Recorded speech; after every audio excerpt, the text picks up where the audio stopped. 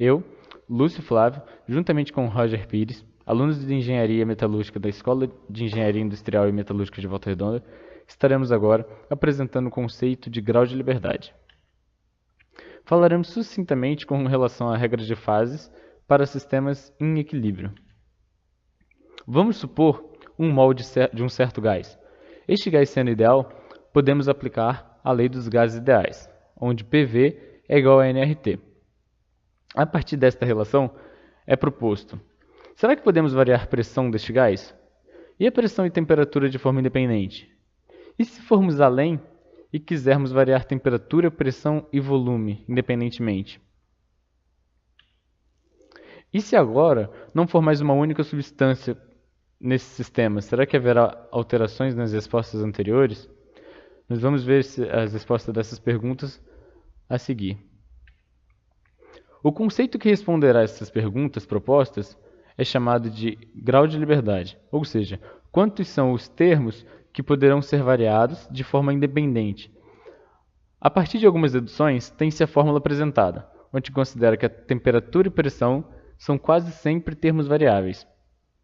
Além da temperatura e pressão, tem-se também o número de componentes que formam o sistema e o número de fases que podem ser observadas. Então, o grau de liberdade é igual ao número de componentes menos a quantidade de fases mais 2, que é a temperatura e pressão. Em alguns sistemas, o número de componentes não salta aos olhos de forma imediata.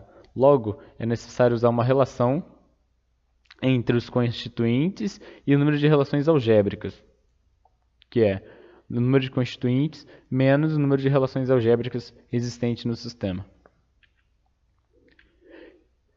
Retomando ao sistema proposto inicialmente, com um molde de um certo gás,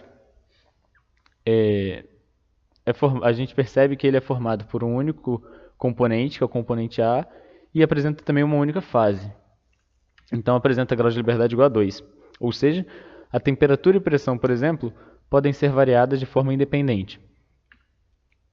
Já no segundo caso, onde o sistema é formado por uma mistura, temos dois componentes, componente A e componente B, e uma única fase novamente, que é a fase gasosa. Aplicando essa equação de grau de liberdade, obtemos o resultado igual a 3, ou seja, poderá ser variada temperatura, pressão e volume independentemente. Por exemplo, uma razão para que nós possamos variar esses três termos de forma independente é o surgimento de mais uma variável, que é a composição, ou seja, o quanto tem do componente A e o quanto tem do componente B. Agora que vimos a ideia do grau de liberdade, faremos alguns exemplos para melhor visualização do que foi apresentado. Seja o diagrama a seguir, de um sistema unário, determine o grau de liberdade dos pontos destacados. Então temos o ponto A, B e C. No ponto A, temos um componente e uma única fase, que é a fase sólida. Substituindo os valores na equação de grau de liberdade, temos que F é igual a 2. Portanto, podemos variar temperatura e pressão por todo o campo da fase sólida. Já no ponto C, este está exatamente sobre a linha líquido-gasoso. Então, esse ponto apresenta duas fases, fase líquida e fase gasosa. E continuamos com apenas um componente. Teremos o grau de liberdade, então, igual a 1.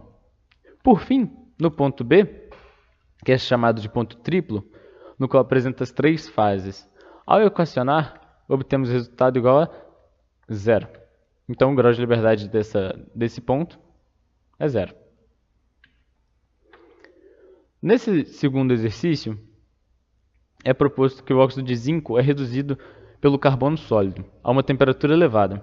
O sistema está em equilíbrio e contém os seguintes constituintes: óxido de zinco gasoso, monóxido de carbono e dióxido de carbono.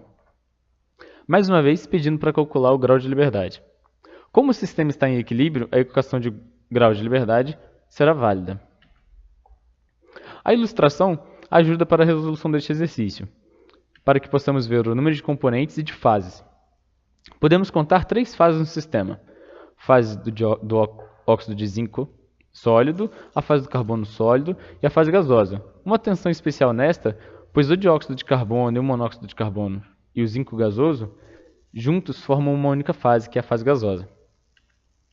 O próximo passo é determinar o número de componentes, mas será preciso usar a relação dos constituintes menos as relações algébricas. Temos 5 constituintes no nosso sistema, que é o óxido de zinco, carbono, zinco, monóxido de carbono e dióxido de carbono. Mas precisamos determinar ainda o valor de R. As relações que se podem ter vêm a partir da reação do óxido de zinco e carbono, gerando zinco e monóxido de carbono, e óxido de zinco mais monóxido de carbono, que gera zinco mais dióxido de carbono. Portanto, temos duas relações. Com os dados obtidos, encontramos o número de componentes igual a 3. Aplicando na equação de grau de liberdade, temos o grau de liberdade igual a 2. Nesse terceiro exemplo, considerando um sistema binário, pede-se também para determinar o grau de liberdade nos pontos, mas considerando que a pressão seja constante e igual a 1 atm. Será que isso trará alguma diferença para o nosso sistema? Vamos verificar.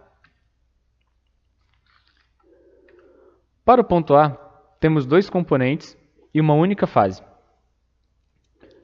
No entanto, agora, a equação de grau de liberdade onde somávamos 2, por assumir pressão e temperatura variáveis, somaremos a 1, pois a pressão é constante, logo, ela é invariável. Então, temos grau de liberdade é igual ao número de componentes menos P mais 1. Então, o resultado do grau de liberdade no ponto A é igual a 2. Já no ponto B, temos 2 componentes e 2 fases, que é a fase sólida mais líquida. Aplicando na fórmula, temos que o grau de liberdade é igual a 1.